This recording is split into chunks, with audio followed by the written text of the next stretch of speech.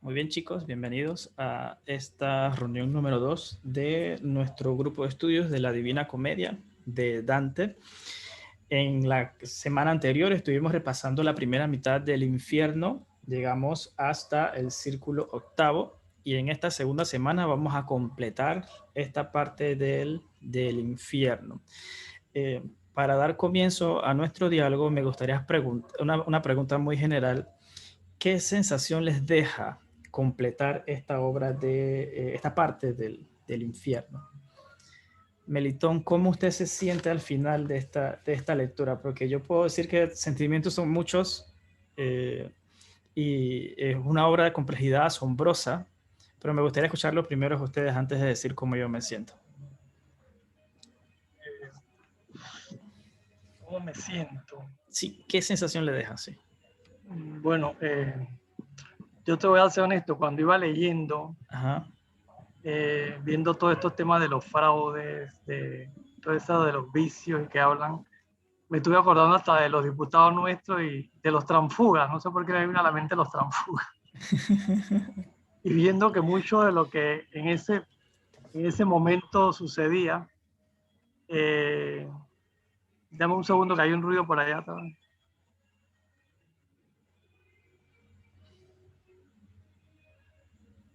Ya se fue el ruido. No hay problema. Sucedía, todavía subsiste mucho de eso en nuestros tiempos, ¿no?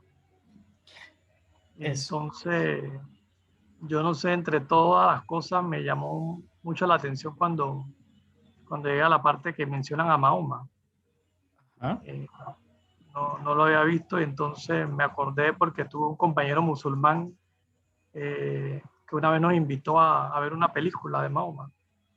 Y entonces yo fui por respeto, ¿no? Y por la invitación y viendo la película yo más que todo estaba buscando el personaje y viendo para aquí, cuando digo, pero ¿dónde está Mahoma? Dice, no, si Mahoma nadie lo puede ver. Y me explica él todo lo especial que es Mahoma para ellos, ¿no? Entonces, no sé si te adelanto o lo veo después, cuando me puse a indagar, hay un artículo que habla del Islam y la Divina Comedia, ¿no? Ajá. Ahí más adelante le cuento, ¿no? Excelente, muchísimas gracias, Melitón. Corina, ¿te gustaría contarnos qué sensación te deja la terminación de esta lectura del infierno? Bueno, yo creo que lo primero fue como saber también, no sé, es que creo que son varias cosas, o sea, porque Ajá. obviamente está basado dentro de la tradición católica Ujú. y este tema de que por un lado están los no bautizados, los que han cometido actos de traición, o sea, como lo peor de lo peor de este mundo, y entonces comienzan a aparecer todos los pecados capitales. Y sí tengo un momento de reflexión acerca, por ejemplo, de la era que vivimos y de repente lo vigente que puede ser alguno de los factores, pero también me queda la duda sobre, o sea, sobre qué tanto de esto realmente es real y obviamente es para quien quiera que esto sea real, no tiene por qué ser de esa forma. Pero también me quedé pensando muchísimo en un video que vi no hace mucho que hablaba justamente sobre que llegas al cielo y quiénes son los que te encuentras, pero quién sabe si en el infierno realmente no hay gente que sea mala, sino que los vimos bajo ciertos ojos de moralidad, pues. Entonces sí estuve como que cuestionándome bastante sobre la moralidad que hay Okay. también detrás de los conceptos de qué es pecado, qué no es pecado, o cómo se peca. O sea, sí puedo entender que de repente alguien que asesinó, o sea, este tipo de cosas, o sea, pero también, digamos, en qué parte juega el arrepentimiento o en qué parte realmente si eres condenable. No sé, tuve como muchísimas interrogaciones sobre eso. Eso sí me parece que está bellísimamente escrito, de eso no hay duda. Ujú. Ese es otro punto para poder hablar, pero los dilemas morales que tenían iban más que todo por este lado. Excelente. Gracias, Corina. Blanca, ¿cómo estás? Buenas noches, bienvenida. Les estamos consultando qué sensación les deja terminar de completar la lectura del infierno. ¿Te animas a contarnos tu experiencia de lectura? Bien, ¿Me repites, por favor, que como estaba Sí, aquí? no te preocupes, te estábamos dando la bienvenida y estábamos compartiendo nosotros qué sensación nos deja completar la lectura del infierno. ¿Cuáles son los aspectos que a usted le han impactado más o usted considera que podemos conversar esta noche? Bien, a mí me ha impactado muchísimo en la parte de cómo la maestría, cómo él va haciendo las descripciones del infierno, ya sea para, dependiendo cómo lo vea, si es que quiere asustar a la gente para que no haga lo malo, o porque obviamente al estar haciendo la crítica de lo malo que está ocurriendo en la época que le tocó vivir, ese hecho de cómo los describió, cómo estaba el lugar y cómo estaban las personas que encontraba en cada uno de los pasos que él daba en el infierno. O sea, para mí es impresionante. Es más que nada la descripción, porque como ya comenté en la reunión anterior, el hecho de a quienes encontraba fue impresionante para mí, ¿no? O sea, como él hizo, que tú te portaste mal, tú mereces este castigo y por eso lo vamos a encontrar en el infierno. Pero sobre las descripciones, para mí las descripciones. Así es, las metáforas también que utilizaban, cómo las construía es sorprendente con elementos muy propios de su ambiente más directo, ¿no? Ahora me gustaría a mí conversar de qué sensaciones me ha dejado escuchándolos a ustedes.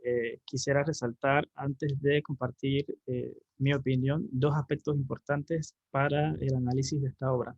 El primero es el tiempo en donde estamos situados. Hablar de una obra de la Edad Media eh, no puede ser, digamos, analizada desde la perspectiva de nosotros, de nuestro tiempo. Por ejemplo, nosotros en nuestros momentos tenemos y exigimos derechos humanos. Nuestra vida tiene un valor, nuestro cuerpo tiene un valor, las personas tienen un valor. Pero cuando hablamos de la Edad Media, este valor inherente que tienen las personas simplemente no existía en ese tiempo.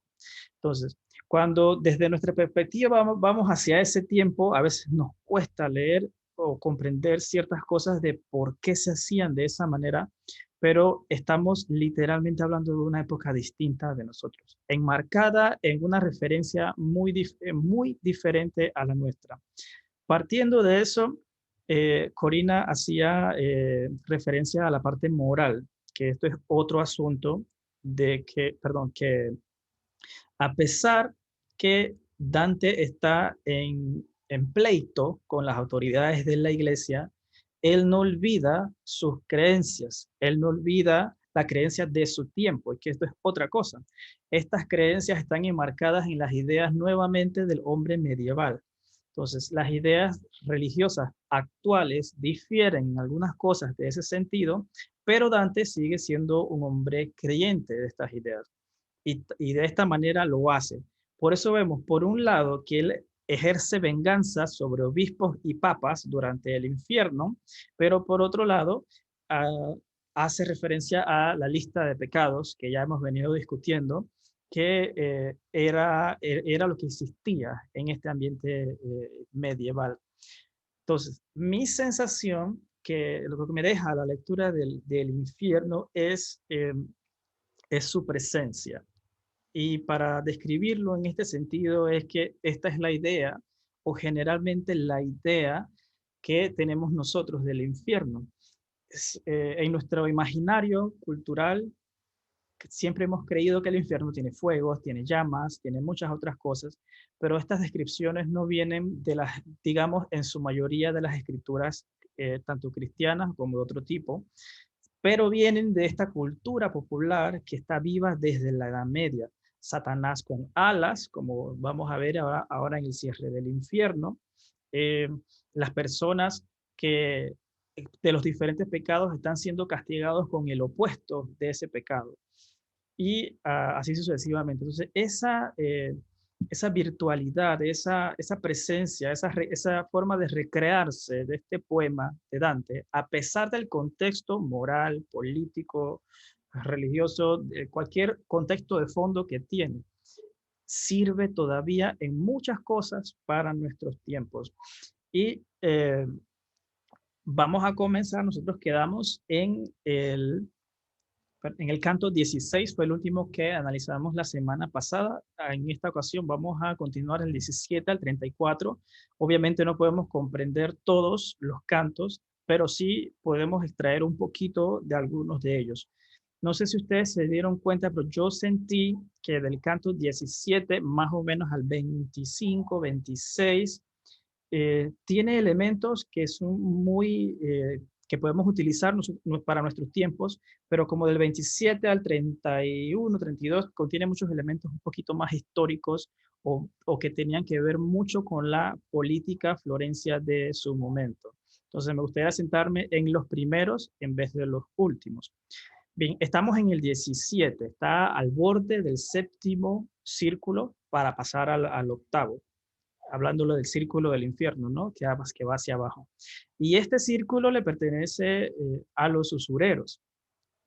Y la descripción que se hace de estas personas usureras es bastante fea. Dice que el dolor brotaba de sus ojos y se defendían con las manos de una arena caliente como que les caía, y ellos hacían todo el esfuerzo posible para quitársela de encima.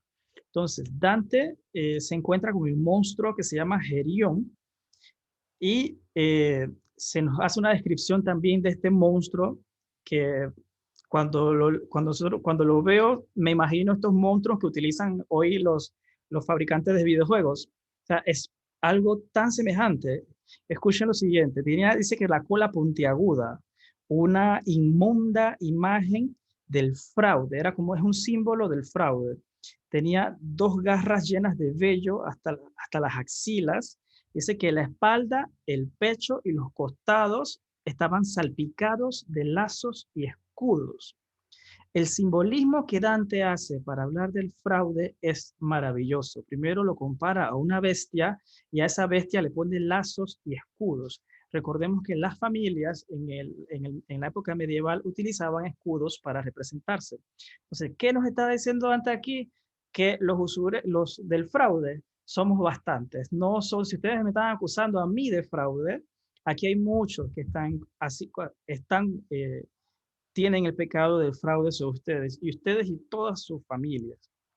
Entonces, en la espalda de este monstruo, ellos logran bajar del séptimo y quedan entonces en el octavo. Cuando llegan al octavo, se dan cuenta de que hay diferentes fosas. Hay 10 para ser específicos. Estas fosas se llaman malevolge y tiene cada una de ellas nuevamente diferentes pecados y diferentes personajes que se encuentran allá. Para hacer referencia a estas fosas, yo les había mandado la semana pasada unas tablas. Lograron, no sé si alguien utilizó las tablas para estudiar. Vamos a mandarlas nuevamente. Denme solo un segundo. Es una tabla que tiene una lista de todos los diferentes niveles y de las personas que están en esos niveles. Ahí se las estoy mandando al chat por si alguno le quiere echar un ojo mientras conversamos. De todos estos, el 1, el 2, el nivel 3, me parece interesante discutirlo. Aquí están las personas que han comerciado con las cosas sagradas. Dice que había unas estructuras que se parecían a las pilas bautismales y que los pecadores estaban sumergidos cabeza para abajo y con los pies hacia arriba que le sobresalían del agua. Y aquí está la figura del Papa Nicolás III, que como está boca abajo, no ve quién viene llegando. Entonces, como él escucha voces, Dante pone en la voz del Papa Nicolás, le dice, Nicolás pregunta, ¿ya estás aquí, Bonifacio? Por algunos años me ha engañado lo que está escrito. Tan pronto te has saciado de aquellos bienes por los cuales no temiste apoderarte con embustes de la hermosa dama para después tratarla indignamente. Recordemos, chicos, que Bonifacio fue el que tomó preso a Dante en Roma. Fue el papa que cuando Dante estaba allá atacó Florencia para derrocar el poder de los blancos y poner en su lugar a los güelfos negros, que eran los que apoyaban la autoridad papal. Entonces, qué curiosa manera de Dante vengarse, mandando al Papa Bonifacio al círculo tercero, perdón, a la fosa tercera del círculo octavo, donde están los que comercian con las cosas sagradas. Y la conversación que quisiera hacer con ustedes es precisamente esto. ¿Qué tan actual es este pecado, por así llamarlo?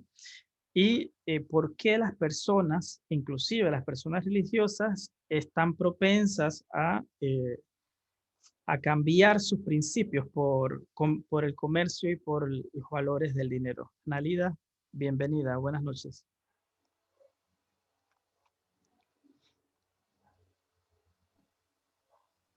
¿Alguno de ustedes le gustaría intervenir primero? O sea, la pregunta que estás haciendo básicamente es cómo, o sea, ¿por qué las personas sucumben a estos pecados? Sucumben, exactamente, sí. Inclusive las personas religiosas que tienen, digamos, otro tipo de principios. Lo que pasa es que yo no creo que... Okay, lo que pasa es que creo que ahí la pregunta clave para mí detrás de eso es que qué tiene que ver con una persona ser religiosa con el hecho de que cometa supuestamente estos pecados. O sea, realmente yo creo que le atribuimos demasiados valores positivos y demasiados atributos a quienes creemos o consideramos como religiosos. Se les pone como una corona inmediatamente porque dicen que son hijos de Cristo, porque son hijos de Dios, y entonces esta cultodependencia es extendida. Así que yo creo que la pregunta es más bien por qué los seres humanos hacen esto, no necesariamente si es que tienen una religión o no, porque justamente en base a esto es que después se crean este montón de estigmas sociales hasta el día de hoy, que quienes no forman parte de una religión, quienes son ateos, quienes son personas de la sexodiversidad, disidencias, somos malos, pero no es así, pues. Entonces, sí me causa como que un poco de conflicto pensar de que lo religioso tiene que ser obligatoriamente bueno, cuando realmente ha sido en nombre de muchas religiones que se han perpetrado y se han encubierto muchísimos crímenes a lo largo de la historia. No sé, sí me causa como, no sé, esa contradicción. Y perdón por toda la bulla de fondo. No, quizás formulé mal la pregunta. Bueno, recordando el contexto donde estamos en la Edad Media, en donde las instituciones religiosas todavía gozaban de, digamos, de ese tipo, de esa autoridad, de inclusive hasta poder, porque literalmente estamos hablando de poder, ¿no? De una persona común que estaba debajo en la escala social, y la iglesia que todavía gozaba de esa autoridad indiscutible que ella misma se programaba. Se programaba. Entonces, esa era como más o menos la idea, ¿no? De evaluar por qué en el contexto social en donde estas instituciones están por encima, digamos, del ciudadano común, Dante las revierte y las coloca en el infierno nuevamente, que digamos, esto es como un atrevimiento, porque hablando del tiempo en que estamos, ¿no? Decir que el Papa va a ir al infierno, eso es herejía en la época medieval, literalmente.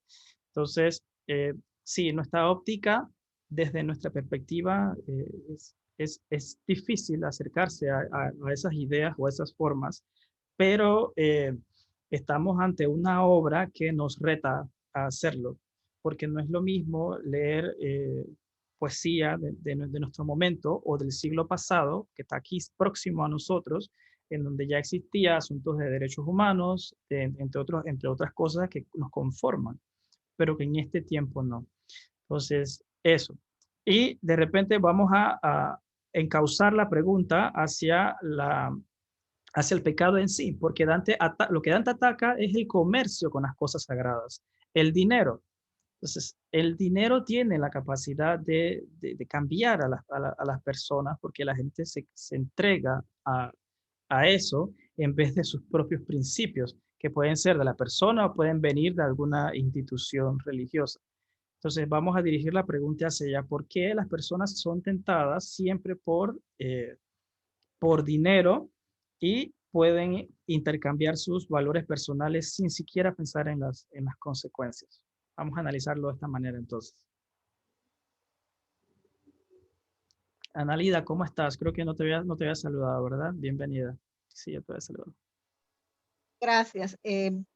Tratando de captar un poquito lo que estás Ujú, preguntando. ujú, Yo creo que siempre esperamos mucho de las personas, entre comillas, religiosas, pero hay ujú, una parte humana, entonces esa parte humana se revela y comete errores como cualquier mortal. No ujú, son dioses ni nada por el estilo como se pudiera esperar que no cometen errores. Entonces yo veo que hay una gran influencia de la iglesia de esa época en lo que ujú, Dante escribe. ujú, Se manifiesta muchísimo a lo largo de lo que he leído, ¿no? Una fuerte influencia religiosa. Y hay una palabra que me viene ahorita a la mente, que he escuchado por ahí cuando converso con personas de diferentes grupos religiosos, y es la palabra mundano, mundano, mundano. Entonces esa palabra como que a mí me incomoda un poco, ¿no? ujú, Porque somos muy dados a criticar, pero no miramos lo que hacemos. O sea, que nos señalen que lo que tú haces es malo, que lo que tú haces es pecaminoso, pero entonces no miro para acá, ¿no? Entonces siempre le digo a mis chicos, cualquiera que sea la religión que usted profese, cualquiera que sea, es bien difícil decir que soy cristiano, bien difícil. Todos cometemos errores, uno se dejan llevar por la avaricia, por las cosas, ¿verdad? En diferentes áreas, la ambición en diferentes áreas. Unos quieren poder, otros quieren otras cosas, eh, y es parte de la naturaleza humana. Simplemente así, yo lo veo así, ¿no? No podemos controlar eso en algún momento de nuestra vida, ¿no? De pronto ansiamos mucho algo y hacemos lo que sea por eso, ¿no? Y ahí se dejan llevar por malas influencias, o sea, hay una carencia de valores y hace lo que sea por lograrlo, ¿no? No sé si eso va por la línea que estabas preguntando porque agarré sí, un poquito tarde. me quedo con la palabra que usted dijo, lo de mundano, porque al afirmar que existe algo sagrado, por su opuesto, va a existir algo mundano. Em, pero sí, en ese tiempo sí existía esta separación que estamos analizando nosotros, que hoy no existe. Entonces, en ese contexto y entre lo que Dante escribe, sí se puede ver esa separación. Y nuevamente Dante no ataca sus creencias, él ataca a los hombres que administran esas creencias en la tierra, que son a los que manda al infierno, porque él no está en oposición con lo que cree, él está en oposición con la gente que administra estas creencias en la tierra. Melitón o Blanca, ¿le gustaría dar alguna opinión? Sí, en realidad lo que ¿Mm? pasa es que siempre se ha dicho, o la iglesia busca o nos dice siempre la parte esta de la humildad, pero Ujú. esa parte de la humildad nos habla de la austeridad, de la pobreza, pero es un poco contradictorio cuando vemos, por ejemplo, viven en austeridad, en realidad, por ejemplo, en la iglesia católica, yo soy católica, los sacerdotes viven en austeridad. Entonces, ¿qué ocurre cuando las personas que tienen mayor solvencia económica, que son los que les patrocinan? Esto sigue ocurriendo. Entonces, seguimos hablando de la austeridad y la pobreza, pero normalmente la iglesia, incluso usted ve la suntuosidad de las mismas iglesias como tal y cómo se van manejando. Entonces, eso obviamente cada iglesia, pero en este caso es de la que nos habla Dante desde los inicios ¿Mm? hasta ahora, prácticamente lo que él hace la crítica en aquel tiempo es lo mismo que se viene dando ahora. Porque es que como que quién es lo mismo, quién viene manejando los hilos, el poder económico. Excelente, gracias Blanca. Melitón, ¿le gustaría dar su opinión?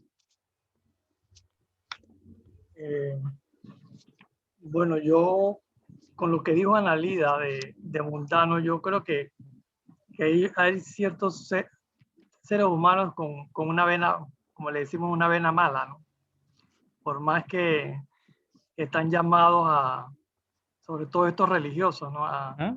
hacer los ejemplos, como dice Corina, la contradicción, no se trata de religión ni de la iglesia, sino que como tenían tanto poder en esa época, siempre lo hemos visto como los llamados al ejemplo, a no caer en estas cosas y igual caían y caían en situaciones bien graves, ¿no? Entonces, Ese es más que todo lo que yo veo por ahí, ¿no? Que siempre estaban muchos religiosos metidos y por eso Dante los mete en su Divina Comedia, ¿no? Por todos lados lo vas a ver, ¿no? Y al final, como dice, no se trata de religión, se tratan de los seres humanos, ¿no? Que al final la avaricia y las otras cosas nos llevan a cometer esos pecados, delitos. Así es, utiliza una cortina de aparente religión, pero trata prácticamente de nosotros mismos. Entonces, a este encuentro con el Papa Nicolás III, Dante da una respuesta que yo creo que es magistral y que venga a toda la raza, por así, con el dicho este clásico que las personas utilizan. Él empieza diciendo, no sé si fui demasiado temerario al responderle así, y enuncia. Pero dime ahora, ¿cuánto dinero pidió Cristo a San Pedro antes de entregarle las llaves? Solamente con esa pregunta que le hace Dante al Papa Nicolás III es suficiente. ¿Cuánto dinero pidió Cristo a Pedro antes de darle las llaves? Después continúa.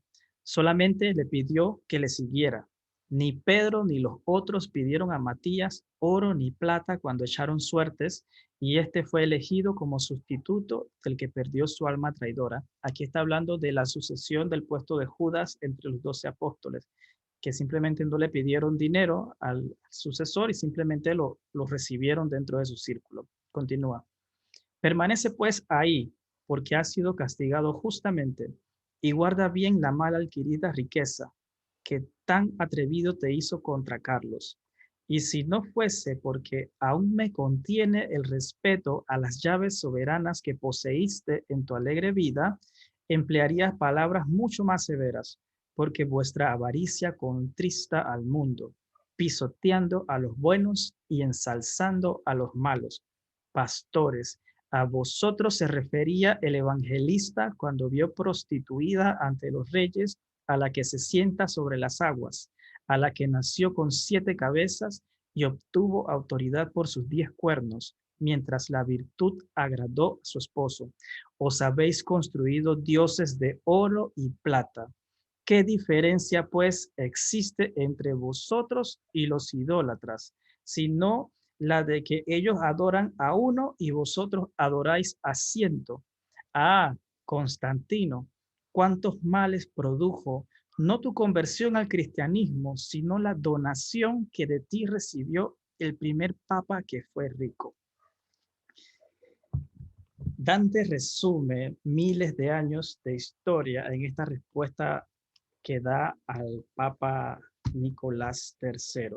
Y me gustaría hacer un ligero comentario sobre algunos puntos interesantes que él dice ahí.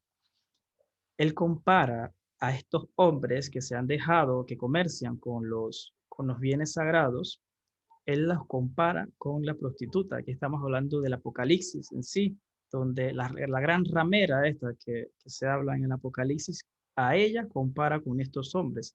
Y dice que el mal nace cuando Constantino entra al cristianismo y lo legaliza, porque esto es un asunto histórico interesante. El cristianismo no era más que una secta como cualquier otra en los primeros siglos.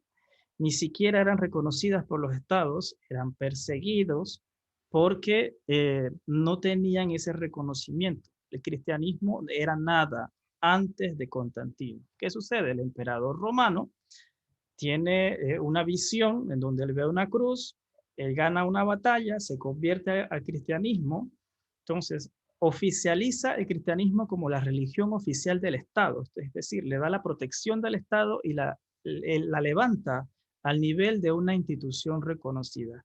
Aquí es donde el cristianismo empieza a crecer y el papado se une entonces al control político de la región. Eso siempre ha venido muy, muy cercano y esa es la razón por la cual el cristianismo está tan difundido hoy, por su asociación en el control del poder junto al Imperio Romano. Entonces, los cristianos pasaron de ser los perseguidos a ser los perseguidores. Y esto tiene que ver con toda esta parte histórica que ha ocurrido, que es un trasfondo que queda en la Divina Comedia. Entonces no es un asunto de atacar ideas o atacar creencias, porque si vamos, estas son las ideas de Dante, ¿no? es un asunto de comprender o ver cómo los hombres pensaban en este tiempo, que estamos hablando, ya cumple un poco más de 700 años. Entonces, las ideas cambian, las mismas creencias cambian. Y eso yo le he dicho a mi mamá o a algunas personas con las cuales converso, que se toman muy a pecho este asunto de las ideas y las creencias. Y yo les digo, van a pasar 700 años, tú vas a ver que esto ni siquiera se va a creer allá. Y tú te vas a ganar una enemistad hoy por defender una creencia. Entonces, las creencias nos gobiernan, nos controlan, y no solamente creencias religiosas, creencias de cualquier tipo. Entonces, Dante hace su gran venganza contra Bonifacio en esta fosa, la número 3, esto está en el canto 19, que es por donde vamos ahora mismo, y luego, entonces, él continúa en este viaje, y entonces viene la fosa número 4, donde se encuentran los magos, los brujos y los adivinos. A Dante le entristece ver a estas personas porque recordemos que la adivinación lo que pretende es buscar el futuro, ¿no? Buscar lo que viene. Y el castigo de estas personas era que su rostro estaba volteado, estaba para la parte de atrás, y cuando lloraban, dice Dante, que le caía en la espina, de atrás, en la espalda. Imagínense la descripción. Entonces, como tenían la cabeza hacia atrás, ellos caminaban hacia atrás. Recuerden que los pecados de Dante se castigan con lo opuesto. Entonces, el adivino intenta conocer el futuro, y en el infierno, cuando está allá, le voltean la cabeza y lo hacen caminar hacia atrás. Es decir, lo opuesto a lo que ellos intentaban hacer en vida. Y Dante esto lo pone a llorar porque es feo ver. Yo no me imagino un ser humano así con la cabeza para atrás, caminando para atrás. Es una descripción horrible. Y quería preguntarles, chicos, sobre las descripciones horrendas que hemos visto. Algunas son graciosas, otras son muy, muy, muy fuertes. Y esto es un asunto que me gustaría conversarlo con ustedes. ¿Por qué lo horrendo de la descripción tan viva? No sé si les pasó. Yo leía algo y yo me imaginaba eso. Y es muy visual y muy fuerte. ¿Qué les parece a ustedes las metáforas y las imágenes que utiliza Dante para describir e inventar este infierno?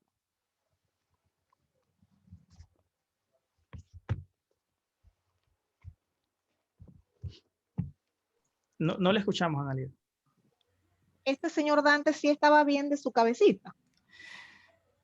Él estaba bien de su cabeza, pero él estaba muy, muy molesto contra su ciudad, que ese es el tema que va a seguir ahora, muy molesto contra el poder y muy molesto con su exilio. Recordemos que esta obra fue escrita, por lo menos El infierno, que acabamos de leer, más o menos en 4 años se escribió, y fueron los años próximos a su exilio. Es decir, si él regresaba a Florencia, lo iban a mandar a la hoguera.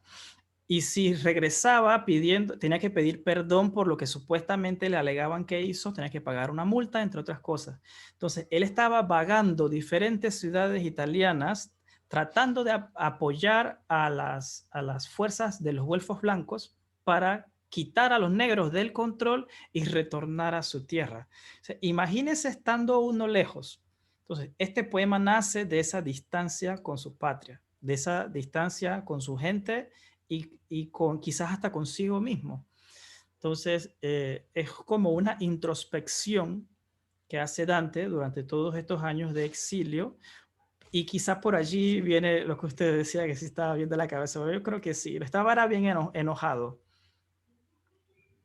Sí, porque a mí también me impresionó lo descriptivo que él es. ¿No? No pierde detalle en nada.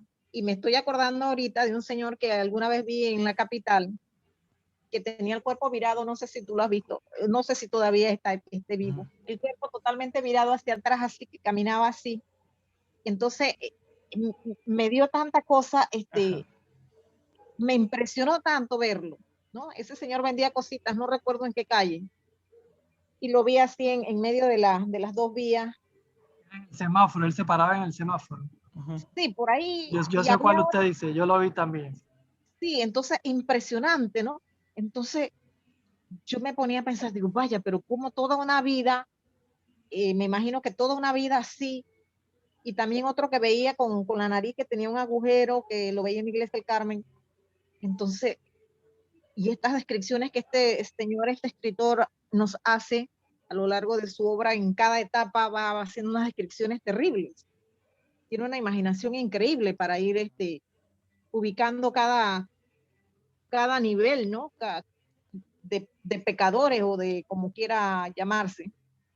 Me impresionó muchísimo eso, a mí en lo personal. Así es. Gracias, Analita. Silka, buenas noches, bienvenida. Gracias por estar acá. Hola, ¿Cómo gracias, estás? gracias. Estamos conversando sobre los diferentes niveles. Vamos ahora mismo por la fosa número 4. Estamos en el alrededor del canto 21. Sí, por ahí, 20-21 estamos allí más o menos, pero la fosa es la número 4. Entonces, sí, Analida, gracias por esa referencia que todos hemos visto. Bueno, acá en Panamá hemos visto al señor que usted menciona. Y sí, esto es lo que hace en Dante. O sea, Dante se pone a llorar, se pone triste de eso. Y se pone tan triste que Virgilio lo ve y Virgilio lo recrimina. Él le dice, pero ¿por qué estás triste? ¿Por qué lloras? Si esto es la justicia divina. Él le dice, esto es lo que hizo, esto es lo que Dios estipuló que se le hace a estas personas para tratar de hacer a entender a Dante. Recordemos nuevamente que a pesar que son las palabras de Virgilio, son las ideas de Dante. Y son no solamente las ideas de Dante, sino del colectivo de la época medieval. Entonces, estas ideas eran parte del pueblo. Algunas eran del pueblo y las otras son inventadas por él. Lo que Dante hizo es comprimir todas estas creencias, condiciones e ideas de la gente y crear una obra no solamente maravillosa por su estilo narrativo, sino por su validez, independientemente, como dije antes, de los conceptos sociales, políticos o religiosos, tiene todavía una validez impresionante. Y sí, ver a un ser humano en estas condiciones definitivamente que nos causa angustia. Yo diría que es como una angustia de conocer que alguien está pasando esa situación y es horrible, ¿no? Poco más abajo, la fosa número 5, donde se encuentra con los jueces y los magistrados sobornados. Entonces, si notan todos estos pecados que por allí vamos agarrando uno a uno, Dante lo que hace es todo lo que a él le hicieron mientras él tuvo alguna responsabilidad política en Florencia. Él agarra todo eso que a él le hicieron y los va metiendo uno a uno en su narración por el infierno. Ahora agarra a los jueces y magistrados que fueron sobornados. Él dice que los jueces por los cuales por dinero de un no hacen un sí. Es decir, el juez que acepta una paga para condenar a alguien que es inocente. Y nuevamente Dante está haciendo un esfuerzo por lavar su imagen. Y eso es otro trasfondo que tiene la Divina Comedia. Al condenar Dante a la gente que le hizo estas cosas, asimismo él intenta limpiar su imagen ante Florencia y ante las diferentes ciudades a donde él estaba. Entonces, nuevamente el dinero. Si se han dado cuenta, muchos de estos pecados están asociados al dinero. El comerciar con las cosas sagradas, el soborno, ya hemos hablado de fraude, hemos hablado de los usureros, hemos hablado también en la semana pasada de la gente que miente, entre otras cosas, pero el dinero sigue siendo un asunto de mucha sensibilidad a lo largo de la obra. Y esto tiene que ver precisamente con esto, el contexto político-social que vivió Dante. Antes de continuar, hemos mencionado varias veces que esta obra tiene una profundidad religiosa en las creencias de Dante que es muy importante, en donde él plasma sus ideas en estas obras, sus creencias, perdón. Ustedes como poetas, cuando ustedes escriben, ustedes piensan, en el momento que están escribiendo, ustedes piensan sobre las personas que van a leer esa obra. ¿Les pasa? A mí no me pasa, a mí yo escribo en el momento, plasmo las ideas que vienen a la mente por algo Ajá. que observé o sentí en el momento, pero no pienso realmente así. Tal vez luego que lo escribí, a alguien no le gustó o no lo entendió, pero bueno, hay de todo, hay para todos, ¿no? Hay para todos los gustos. Eh, es mi experiencia, ¿no? Yo lo pregunto es porque miren lo que ha ocurrido con esta obra. 700 años después todavía tiene vigencia y estamos todavía discutiendo estas ideas, estas creencias, cuando ya ha ocurrido un cambio histórico que ha cambiado muchas de ellas y que ha dado al ser humano un valor que antes no tenía, que ha dejado obsoletas muchas de estas ideas. Entonces, por eso preguntaba, cuando nosotros escribimos, yo por lo menos, yo evito en mucha manera escribir sobre aspectos religiosos, porque yo sé que son mis propias ideas, son mis creencias. Entonces, al ponerlo en poesía, la poesía se entrega a la humanidad, a la persona, ya cuando tú la compartes, esa poesía ya es de todos, o sea, es de toda la humanidad. Esa es una responsabilidad grande que tenemos nosotros sobre qué vamos a poner allí, porque las personas nos van a leer. Entonces, Dante desde el exilio me parece que se excedió en muchas cosas sobre las que escribió y que en este momento pueden causar un conflicto, así como dice Corina, que ella se queda con bastante conflictos morales que le deja la obra. Entonces sí tiene una repercusión lo que nosotros escribimos y sobre qué temas escribimos. Blanca, Melitón o Silka, ¿les gustaría dar su opinión sobre la responsabilidad de los poetas al momento de escribir? Pero primero, es más que nada, antes de la pregunta esa, es cuando dice que si se excedieron o no, si Dante se excedió o no, pero él dirá, pero ¿por qué me tengo que exceder si la vida se excedió conmigo? O sea, desde Conmigo. que nací no tuve mi mamá conmigo, luego todo lo que le tocó vivir fue el hecho del destierro, que le quitaron todo, es como, no hay ningún exceso cuando en realidad a mí me quitaron todo. Yo lo veo Sí, así. así, y además la obra es producto del destierro. Si ese destierro no se hubiese dado, Dante estuviera en Florencia muy tranquilo con sus responsabilidades políticas y no se escribe la Divina Comedia. O sea, esto nace a partir de allí. Entonces, estamos hablando que eso fueron, creo que entre 15 y 20 años de exilio que él estuvo fuera. De hecho, murió en una ciudad lejos de su patria. Y en los cantos que vamos a ver ahora viene esa venganza nuevamente al tocar el tema político con la clase florentina. Te dejo el espacio, Blanca, para que nos comentes tú la opinión que ibas a dar de la responsabilidad de los poetas.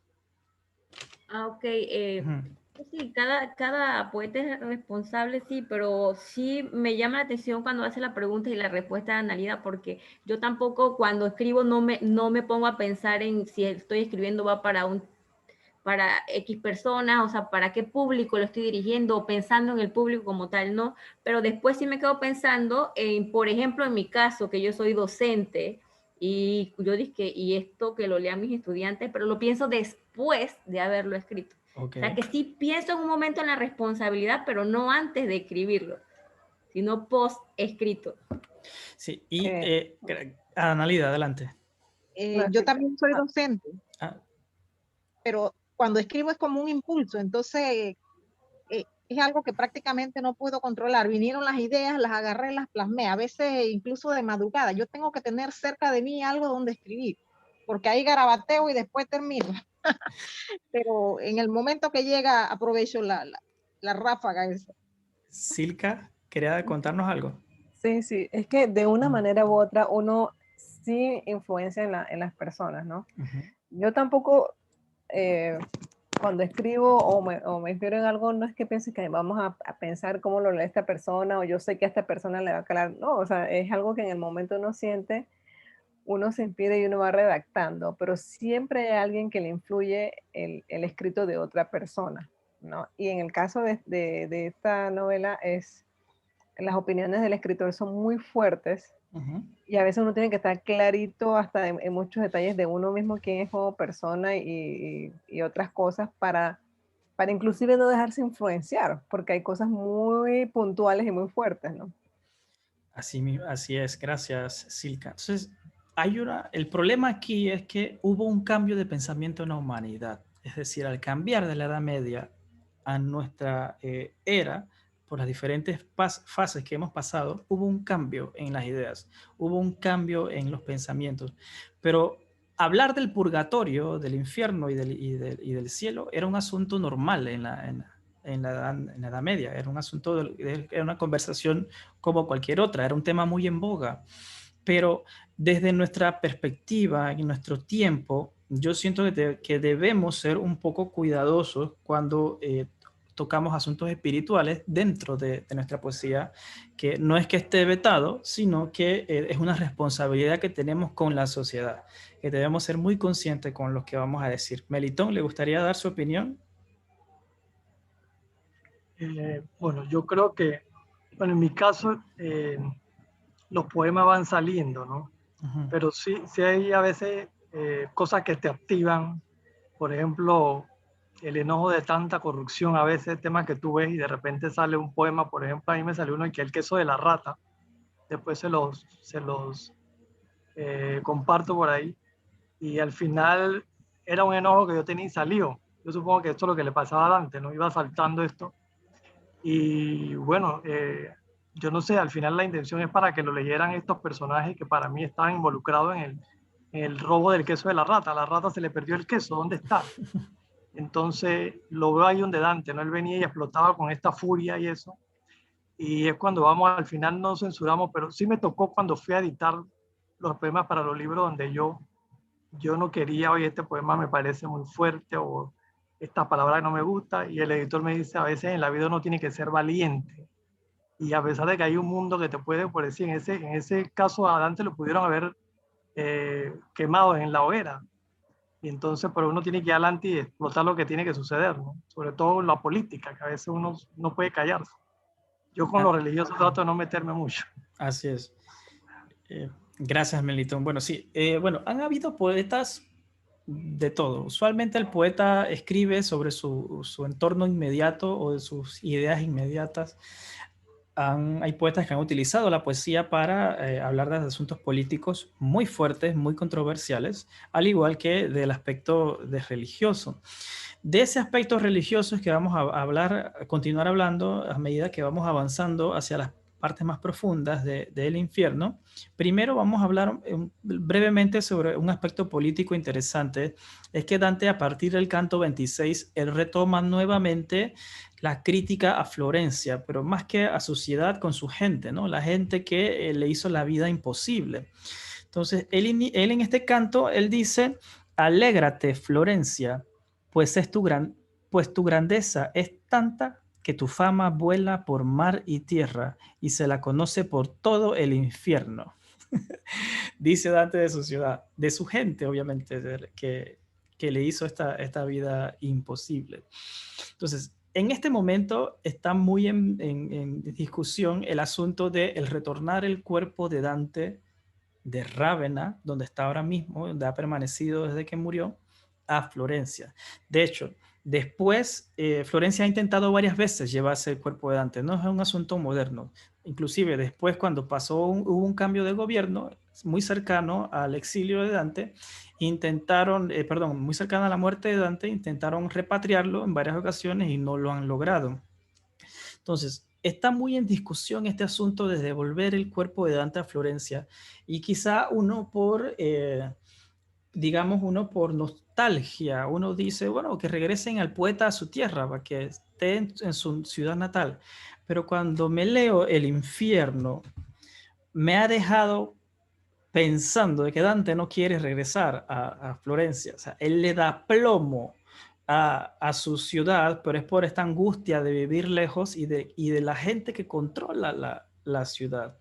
Entonces, quizá Dante está muy tranquilo donde está y quizá es mejor que se quede allí porque Rávena supo acogerlo, supo darle una vida, donde estar, un lugar fijo donde vivir y quizás sea el mejor sitio donde esté. Así que ojalá no lo vayan a trasladar.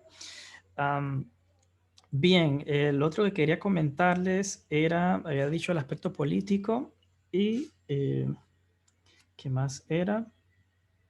A ver, a ver, a ver. El trasfondo religioso. Íbamos a volver al trasfondo religioso, creo que era lo que íbamos a comentar. Ajá, sí.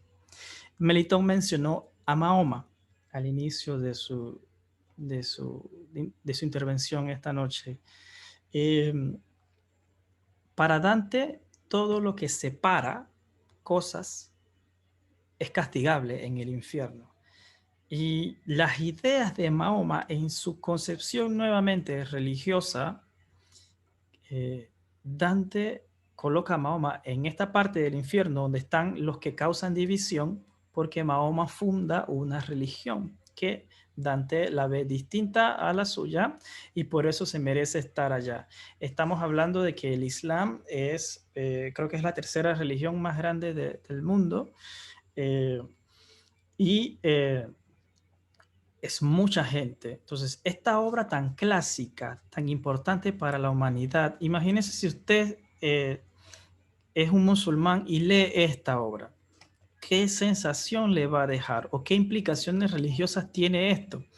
Nuevamente regresamos al asunto de pensar lo que escribimos, porque quizá para Dante estas ideas eran muy normales en su tiempo, pero en nuestra modernidad puede causar un problema, y de verdad causa un problema. No puedes colocar al fundador de una de las religiones más importantes dentro del infierno, sobre todo porque es opuesto a tus creencias. Y esto era porque, imagínense, no está, y ni siquiera hablamos de las reformas religiosas, esto solamente estamos hablando de una de las religiones que contradice las ideas de Dante. Entonces, tenemos nuevamente esa responsabilidad nosotros con lo que escribimos. Tenemos que ser responsables por esas ideas. Melitón, yo creo que usted dijo que usted iba a ampliar un poco más su idea dijo al inicio, ¿verdad? Que iba a ampliar un poquito más la idea de... Sí, aprovechando esto de Dante, después les recomiendo que lean un artículo que se llama Dante y el Islam. Dante y el Islam.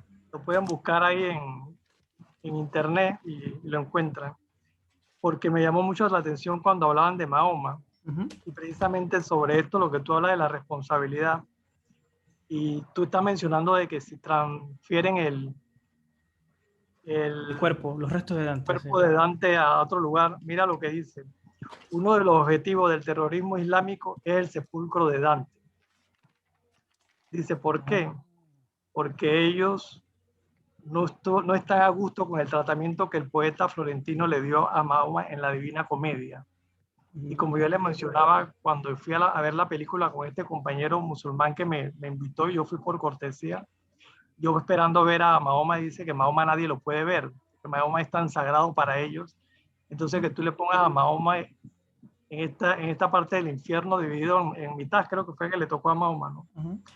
Y viendo también ahí los estudios, hay un español que se llama Miguel Asín Palacios, que él va buscando y dice cómo la Divina Comedia tiene relatos que tienen que ver con temas que se trataron en la cultura árabe. Incluso menciona un par de libros. Dice que el libro del viaje nocturno y revelaciones de la Meca. Dice que en estos libros se habla cuando el profeta Mahoma tiene peregrinaciones, unas peregrinaciones, y entonces ahí él menciona las regiones, donde llegan las regiones infernales de Isra, y después la ascensión a varios paraísos de esferas celestiales. Entonces hay un paralelismo entre esas obras que se escribieron 80 años que la Divina Comedia. Entonces, buscando y buscando, como que sí hubieron cosas. Por ejemplo, pone una adaptación en la leyenda musulmana, se habla de cuando este va con el lobo y el león cortan el paso al profeta Mahoma.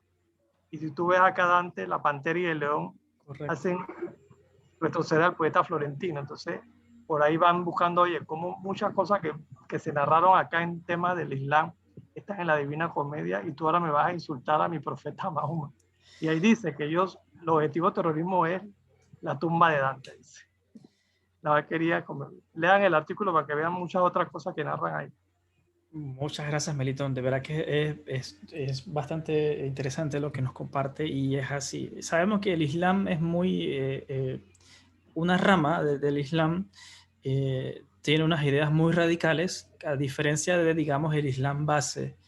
Y sí, definitivamente que puede ser porque Dante se aprovecha de estas ideas, y no solamente del Islam, de las ideas las árabes. Él agarra ideas de muchas otras, de mitologías, de muchas otras culturas. Esto lo que nos prueba es que Dante era un muy buen lector. Es decir, es un tipo que tenía que haberse comido libros para poder escribir esto. Y segundo, obviamente sí muestra ese paralelismo de que él tomó ideas, inclusive del Islam, pero luego sus ideas religiosas predominan al momento de escribir. Y como decía nuevamente, esto podemos llamarlo como una licencia, es decir, es un permiso que se otorgó Dante a sí mismo, porque en ese tiempo quizá era un asunto muy de la creencia popular de la gente. Entonces, estamos hablando de que esta obra recoge las ideas del medievo, no solamente las creencias de Dante. Entonces, pero en nuestros tiempos nos está creando un problema, porque hace una división entre Occidente y Oriente, que una división que ya está deteriorada y que no debe deteriorarse más. Entonces, sí nos crea ese problema. Entonces, por eso es que retomo la idea de que existe una responsabilidad en las cosas que escribimos nosotros como poetas, porque no podemos echar para atrás las palabras. Ustedes recuerdan el caricaturista, creo que era francés, que asesinaron por hacer las caricaturas de Mahoma. La de Charlie Hebdo, creo que se llamaba. Ese mismo. Charlie Hebdo, sí. Sí, los islamistas que son más radicales se toman muy en serio esto. O sea, cualquier ofensa a sus ideas o a su religión es un asunto serio. Y de hecho, no es que nos vamos a quedar callados, no se van a quedar así. Estamos hablando de que usan coches bomba, cuchillos y muchas otras cosas para vengar y la memoria tanto de Mahoma y vengar la defensa de sus ideas. O sea, son muy férreos en este sentido. Como digo nuevamente, no es todo el Islam, porque en el Islam todavía existe, en el Islam también está basado en el amor, en el compartir y entre otros principios muy parecidos a los principios cristianos. Pero se toma muy en serio este asunto de las ofensas y definitivamente que se pasó Dante al poner a Mahoma en el infierno. ¿Qué le parece a Blanca, a Silka o a Analida? ¿Le gustaría comentar sobre esto?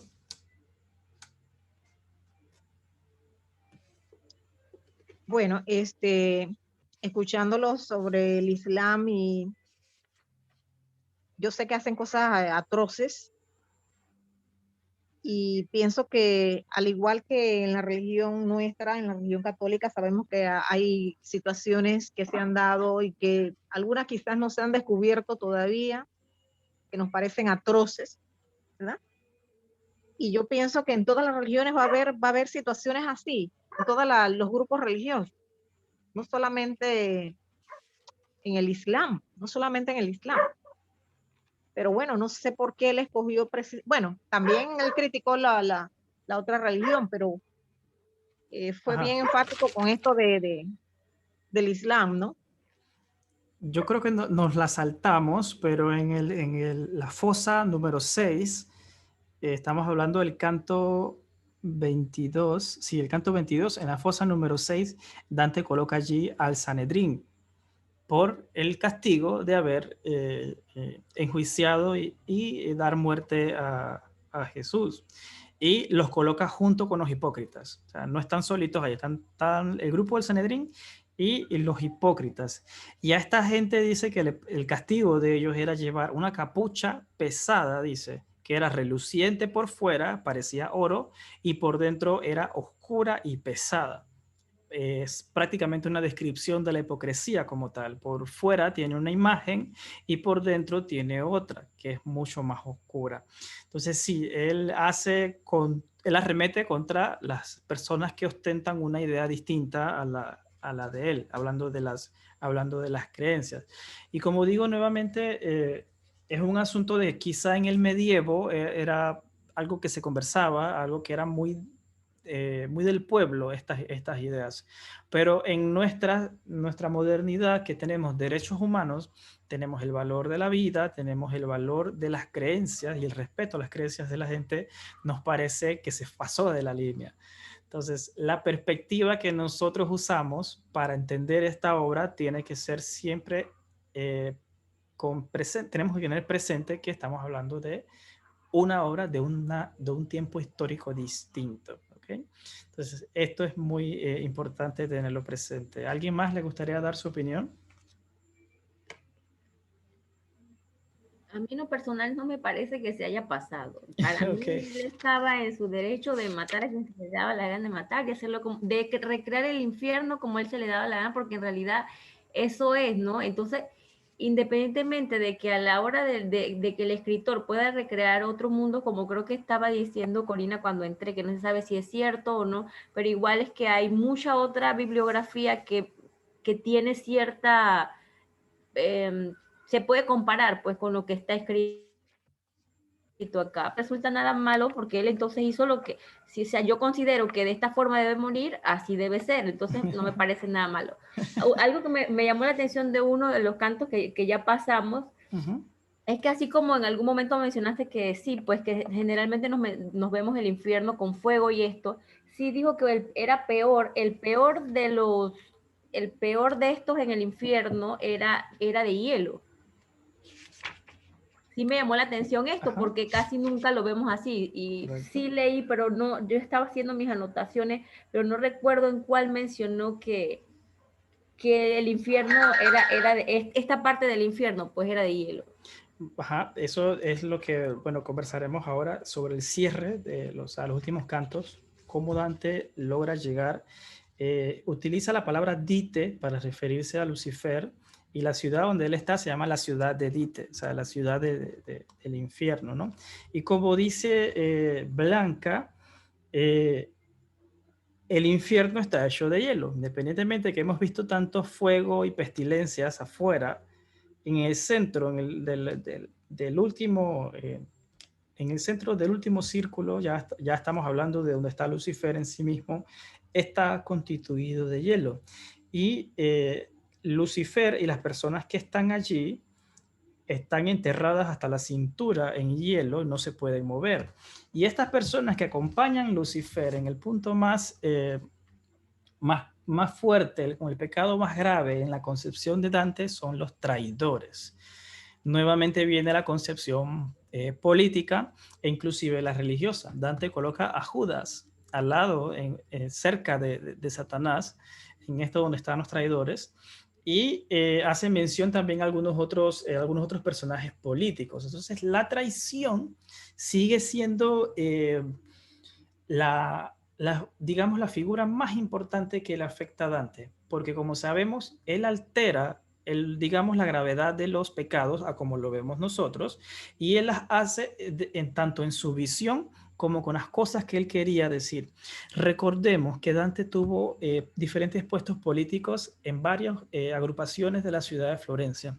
Entonces, la traición es lo que a Dante le llegó más, y él dice, bueno, estos van a estar al lado de Satanás, los traidores. Porque la traición desde el punto de vista medieval, que existía mucho, todavía existía mucho feudalismo, en donde el señor feudal era el que controlaba la tierra, los demás la trabajaban y eran leales a ese señor feudal. Para nosotros la traición en nuestros tiempos, bueno, me hiciste algo malo, bueno, ya me aparto y ya. Pero la traición en el medievo era un asunto grave. Entonces, estas personas estaban allí con Satanás. Entonces, ahí es donde se da la descripción de Satanás, de cómo lo ven con las alas. De hecho, dice Dante que el movimiento de las alas que hacía Satanás era el que provocaba el hielo del infierno. Y a Satanás también estaba enterrado hasta la cintura en esta capa de hielo, y trepando por Satanás, Dante y Virgilio logran salir del infierno y llegan hasta la base de la montaña que se llama el Purgatorio. Y allí termina la narrativa que hace Dante del del infierno según su visión. De todos estos aspectos que hemos conversado, lo social, lo político, lo religioso, si yo les diera la oportunidad que ustedes me dijeran qué es lo que más les sorprende, ¿cuál ustedes escogerían? De todo el infierno, ¿qué es lo que más les sorprendió?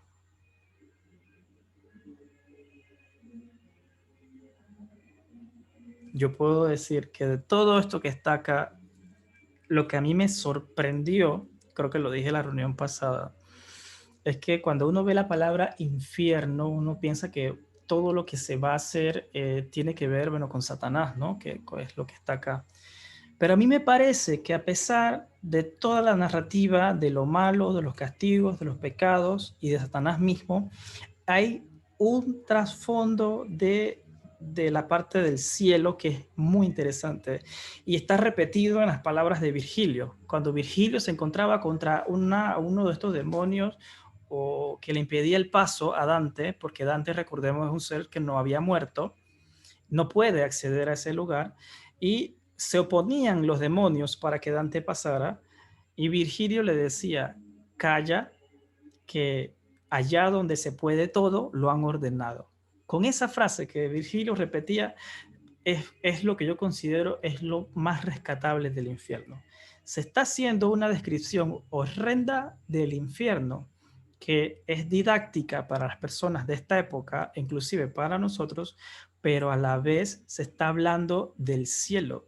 Entonces, ese paralelismo en oposición directa que existe me llamó muchísimo la atención, que en vez de vendernos la idea de un infierno, a mí me parece que se nos está vendiendo la idea de un cielo.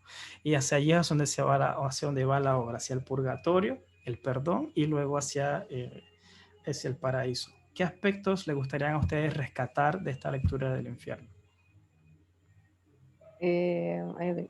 Adelante, Silka. Yo analizando varias cosas, bueno, aquí hay una mezcla de tantas cosas, ¿verdad?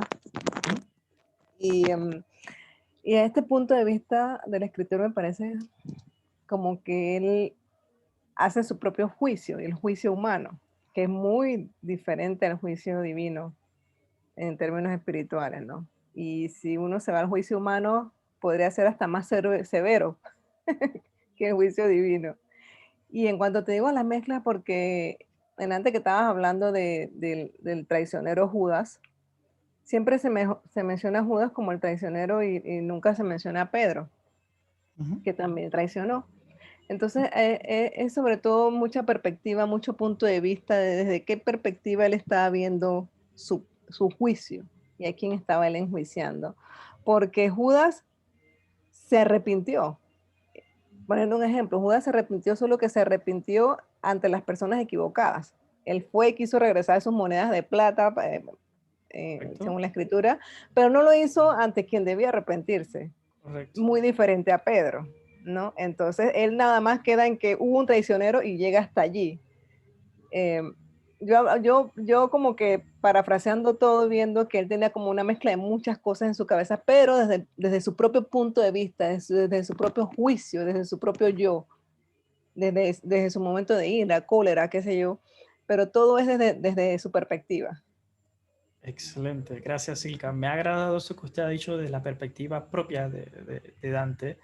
Sí, de verdad que definitivamente es eso, desde sus propios juicios, y que, como dije antes, estas ideas están trastocadas por las experiencias que él tuvo. Su relación con la gente que le hizo traición, que los culpó injustamente, con los magistrados que al haberle hecho un juicio en Florencia, mientras él estaba en Roma prisionero, lo declararon culpable sin él estar. Entonces, todas estas cosas afectan esta narrativa del infierno y él se inclina hacia esos pecados, por así llamarlo, y le da una nueva, un valor referencial distinto al que quizá tenemos nosotros. Muchísimas gracias, Silka.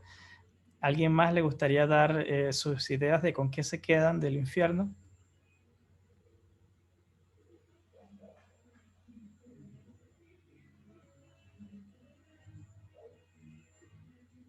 Un aspecto nada más. ¿Cuál es el que más les llamó la atención? Las consecuencias por los pecados que se cometen. Que son al opuesto del pecado. En su gran mayoría se entienden bien que son al opuesto, en algunas otras no se ve tan clara la consecuencia del pecado.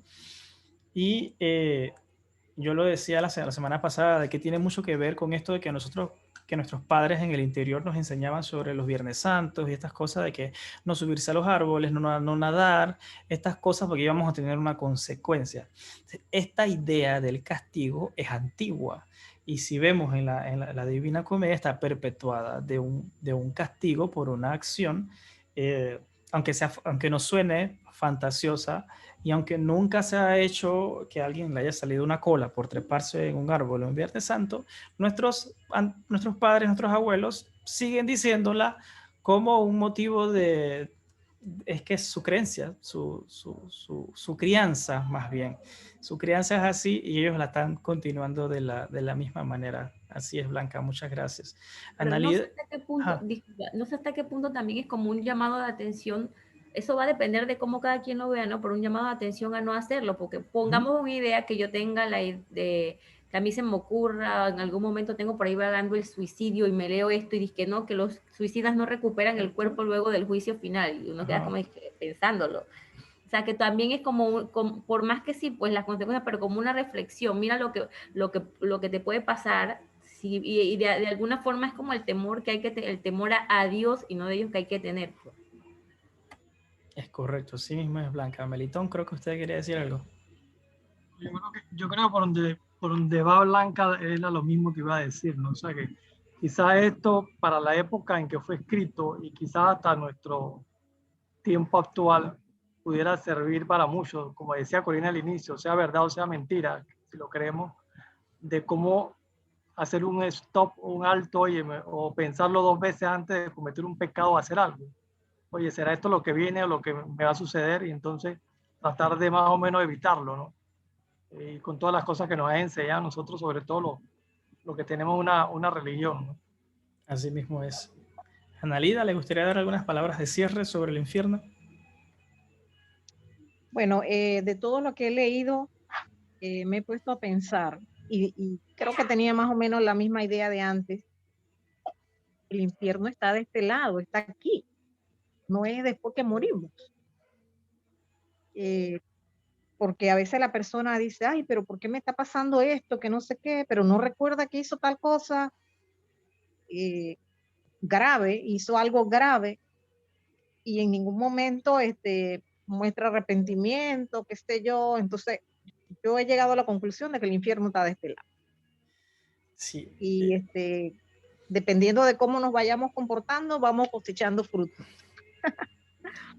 Esta obra creo que nos refleja a nosotros como seres humanos de una manera impresionante. Nosotros somos complejos. Nuestra forma de pensar es compleja. Las ideas, las construcciones sociales, las instituciones sociales, todo lo que nosotros hemos construido como que es nuestra sociedad es compleja. Entonces, esta obra es producto de esa complejidad que a todos que somos todos y que podemos construir también cuando nos unimos a otras personas. Así que yo quiero cerrar este estudio del infierno dejando con las siguientes palabras. O sea, para mí es una obra valiosa. Podemos estudiar en los aspectos técnicos, podemos inclusive ver cómo Dante construía imágenes de estos sitios, las metáforas, cómo las hace, que me parece muy diferentes a las metáforas que nosotros leemos hoy. O sea, la forma como él construía y él comparaba las cosas, para mí me llamaba mucho la atención y creo que es algo útil de estudio para todos los poetas. Continuaremos la próxima semana. Vamos a iniciar entonces el purgatorio Y si ustedes tienen alguna sugerencia, alguna pregunta, alguna duda, o si desean señalar los temas importantes a discutir en estas reuniones, ustedes pueden escribirlo al grupo de WhatsApp o me escriben a mí en privado y los tomamos en consideración. Si ustedes encuentran algún estudio, un análisis, así como hizo Melitón, y desean compartirlo, también qué chévere, me avisan y separamos unos minutos para que nos compartan esos conocimientos valiosos que son foráneos a la Divina Comedia, pero que la complementan bastante. Así que, chicos, muchísimas gracias por estar esta noche acá. Nos veremos el próximo miércoles y que pasen todos una muy linda noche y un buen fin de semana. Chao, hasta luego. Para servirles. Adiós. Gracias, hasta luego, cuídense. Un gusto, hasta luego. Chao. Gracias.